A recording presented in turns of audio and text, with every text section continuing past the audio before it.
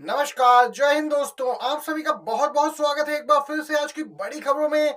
इन मुख्य समाचारों को आपके लिए लेकर हाजिर हैं आपके अपने YouTube चैनल पे। दोस्तों, खबरों की तरफ बढ़ते हैं। छोटी सी रिक्वेस्ट है कि आप नए हैं चैनल पे तो चैनल को सब्सक्राइब कीजिएगा और घंटी के आइकन को जरूर दबाइएगा। जी हाँ दोस्तों, शुरुआत करते हैं इस समय की ताजा बड़ी खबर से। बड़ी खबर आ रही है जम्मू कश्मीर से, जहां पर इंडिया गठबंधन की सरकार, लेकिन क्या बीजेपी के साथ जा सकते हैं उमर अब्दुल्ला? जी हाँ दोस्तों, बीते कुछ समय से बीजेपी से नजदीकियां बढ़ती जा रही थी।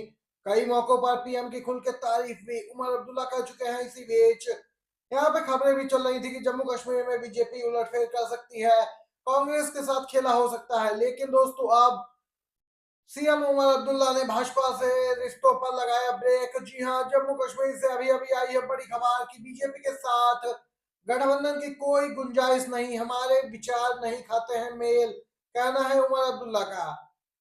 बीजेपी ने जम्मू रीजन में अच्छी खासी सीटें जीती, लेकिन कश्मीर में वह सीटें नहीं जीत सकी, जिससे उसकी यहां से सत्ता निकल गई। लेकिन दोस्तों, इसी बीच इंडिया गठबंधन में फूट डालने का काम बीजेपी द्वारा किया जा रहा था, लेकिन अब वह यहाँ पर बीजेपी की चाल कामयाब नहीं हो पाई और गठबंधन की कोई गुंजाइश नहीं है, सीएम उमर अब्दुल्ला ने स्पष्ट किया। वहीं दोस्तों, इसी के साथ मोदी सरकार में भारतीय अर्थव्यवस्था का बंटाधार हो चुका है, कहना है कांग्रेस का। ट्वीट कर बोली है एचएसबीसी और एस&पी ग्लोबल रिपोर्ट बताती है कि देश में मैन्युफैक्चरिंग सेक्टर की ग्रोथ फरवरी में ढह गई। मतलब देश में सामान कम बन रहा है और कम बिक रहा है। मैन्युफैक्चरिंग परचेजिंग मैनेजर्स इंडेक्स के अनुसार दोस्तों, वह 14वें महीने के निचले स्तर पर है। अभी हाल ही में आई रिपोर्ट में भी सामने आया कि देश में 100 करोड़ लोगों के पास जरूरी सामानों पर खर्च करने को पैसे नहीं है। लोग खर्च नहीं कर पा रहे, ऐसे में सामानों की डिमांड कम है और डिमांड कम होने की वजह से कंपनियों का उत्पादन भी घटता जा रहा है। साफ है, मोदी सरकार में देश व्यवस्था की यहाँ पे खस्ता हालत है।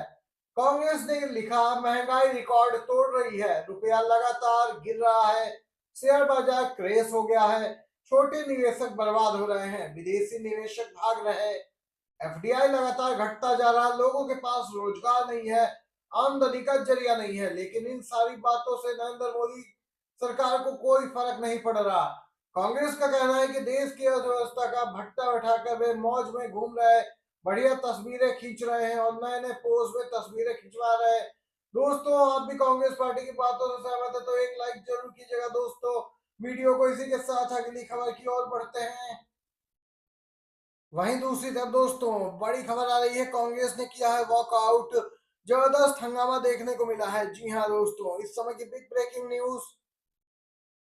विधानसभा में विशेषाधिकार हनन प्रस्ताव पे हंगामा, कांग्रेस का वॉकआउट राजस्थान विधानसभा में। यहाँ पर दोस्तों, आरएलडी विधायक सुभाष गर्ग के खिलाफ विशेषाधिकार हनन प्रस्ताव पेश होने पर भारी हंगामा हुआ। कांग्रेस विधायकों ने इस प्रस्ताव का कड़ा विरोध किया और वेल में आकर नारेबाजी की। इसके बाद उन्होंने सदन से वॉकआउट कर दिया। दोस्तों, राजस्थान विधानसभा में विपक्ष का हंगामा लगातार बरकरार है। बीते रोज यहाँ पे गतिरोध काफी बढ़ा था, तब मुख्यमंत्री भजनलाल शर्मा ने सामने आकर माफी मांगकर इस गतिरोध को समाप्त कराया था। लेकिन यह गतिरोध एक बार फिर बढ़ गया है। विधानसभा का सत्र जारी है और वहीं दूसरी तरफ दोस्तों, कांग्रेस पार्टी ने जोरदार तरीके से बीजेपी को घेरा, जिससे कि सरकार राजस्थान में बैकफुट पर आ गई है। बीजेपी के राष्ट्रीय अध्यक्ष को लेकर बड़ी अपडेट आ रही है। भाजपा के नए अध्यक्ष का नाम तय होने के बाद होगी जेपी नड्डा की विदाई। जी हां, पहली बार खास चेहरे को मिलेगी बड़ी जिम्मेदारी। भारतीय जनता पार्टी 13 से अधिक राज्यों में संगठनात्मक चुनाव संपन्न होने के बाद 15 या 16 मार्च तक दोस्तों अपने नए राष्ट्रीय अध्यक्ष की घोषणा करने के लिए तैयार है। पार्टी सूत्र बताते हैं कि जेपी नड्डा के उत्तराधिकारी पर फैसला आंतरिक सहमति बनाकर किया जाएगा। एक वरिष्ठ पदाधिकारी ने संकेत दिया कि जैसा कि अनुमान लगाया जा रहा था, पार्टी का लक्ष्य इस बड़े पद पर एक महिला को नियुक्त करना है, जो संभवतः दक्षिण भारत से भी हो सकती है, ताकि दक्षिण राज्यों के लोगों को एक मजबूत संदेश बीजेपी की ओर से भेजा जा सके। दोस्तों, आपको बताते चले, लगातार आरएसएस बीजेपी में बन नहीं रही थी और यहाँ पर गतिरोध जारी था, लेकिन इस गतिरोध को सुलझाने के लिए कमेटी का गठन किया गया दोस्तों। और यहाँ पर जल्द ही होली के बाद अब ऐलान किया जाएगा नए अध्यक्ष का।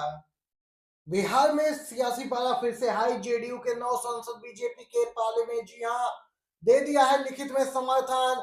बिहार में दोस्तों इस साल अक्टूबर नवंबर माह में होने वाले विधानसभा चुनाव से पहले प्रदेश में सियासी सरगर्मियां लगातार बढ़ती जा रही हैं। इसी बीच आरजेडी के एक विधायक जिनका नाम मुकेश रोशन है, उन्होंने बड़ा दावा कर दिया है। आरजेडी की ओर से विस्फोटक दावा किया गया कि जेडीयू के 12 लोकसभा सांसदों में से 9 साल पहले ही बीजेपी के पाले में जा चुके हैं। उन 9 सांसदों ने अपना समर्थन पत्र भी बीजेपी को सौंप दिया है। किसी भी दिन बड़ा विस्फोट हो जाएगा और यह बात सामने आ जाएगी। आरजेडी विधायक ने कहा कि जेडीयू को नष्ट करने के लिए बीजेपी ने यही वो पहला कदम उठाया है। सांसद एक साथ कहीं पर नहीं दिख रहे हैं। किसी भी वक्त जेडीयू की समाप्ति की घोषणा हो जाएगी। यहाँ पर महागठबंधन के लगातार विधायक कह रहे हैं कि नीतीश कुमार को इंडिया गठबंधन के साथ आना चाहिए, बिहार चुनाव साथ लिए। दोस्तों देख सकते हैं एनडीए एकजुट नहीं है और सीएम नीतीश को डर दिखा रही है बीजेपी। आरजेडी नेता का कहना है कांग्रेस का बड़ा नेता अपने समर्थकों के साथ जाने वाला था बीजेपी में, लेकिन राहुल गांधी की एक पोस्ट से बन गई बिगड़ी बात। जी हां दोस्तों, कांग्रेस के आला और मजबूत नेताओं में शशि थरूर का नाम भी शामिल है। थरूर के ताजा बयानों से यहाँ पे अटकलें लग रही थी कि वे बीजेपी में जा सकते हैं, लेकिन अब उन अटकलों पर विराम लग गया। राहुल गांधी ने एक पोस्ट साझा कर केरल कांग्रेस की एकजुटता को दर्शाने की कोशिश की। राहुल गांधी ने अपने सोशल मीडिया पोस्ट में केरल कांग्रेस के नेताओं के साथ एक तस्वीर साझा करते हुए लिखा कि हम एकजुट हैं और एक ही लक्ष्य की ओर बढ़ रहे हैं। इस पोस्ट के बाद स्पष्ट हो गया कि पार्टी में कोई आंतरिक कलह नहीं है और शशि थरूर के बयान को लेकर अनावश्यक विवाद खड़ा किया गया था। थरूर कांग्रेस पार्टी छोड़कर नहीं जा रहे हैं दोस्तों। हालांकि उनके हालिया बयानों को लेकर सियासी कुंभों में हलचल बढ़ गई थी, लेकिन वह कांग्रेस के साथ हैं। अब यह बात स्पष्ट हो गई है। कर्नाटक बीजेपी में कुछ भी ठीक नहीं। जी हां दोस्तों, DK Shivakumar deputy CM Karnataka ने बड़ा दावा कर दिया।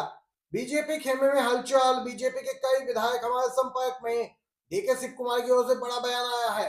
कर्नाटक में बीजेपी ने एड़ी चोटी का दम लगा दिया ऑपरेशन लोटस चलाने को लेकर, लेकिन कर्नाटक के अब deputy CM DK Shivakumar ने कांग्रेस पार्टी में विभाजन की अफवाहों को नकारा है और कहा कि पार्टी पूरी तरीके से एकजुट है। दोस्तों उन्होंने यह दावा भी किया कि कर्नाटक में बीजेपी के ही कई विधायक उनके संपर्क में हैं और उन्होंने कहा कि वह किसी भी वक्त कांग्रेस पार्टी में आने को भी तैयार हैं। कई बीजेपी विधायक हमारे संपर्क में हैं। उन्होंने कहा कि इस पर वह चर्चा नहीं करेंगे। बीजेपी में टूट हो चुकी है जबकि कांग्रेस मजबूत खड़ी है और एकजुट है। उन्होंने इस बात को स्पष्ट किया कि पार्टी में कोई दरार नहीं है। कांग्रेस की स्थिति भी मजबूत है, सरकार सुरक्षित है। ये दोस्तों थी इस समय की तमाम बेहद बड़ी खबरें। वीडियो अच्छा लगा हो तो लाइक कीजिएगा, शेयर कीजिएगा। बहुत बहुत धन्यवाद। जय हिंद।